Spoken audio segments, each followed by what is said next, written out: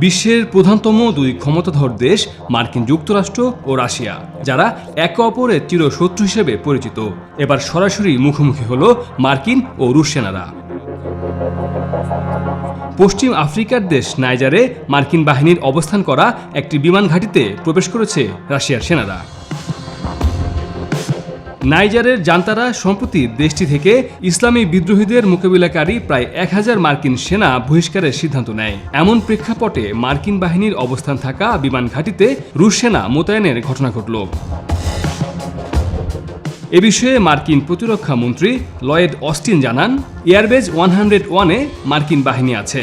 এটি নাইজার বিমান বাহিনীর একটি ঘাঁটি। সেখানকার একটি পৃথক কম্পাউন্ডে রাশিয়ার লোকজন আছে।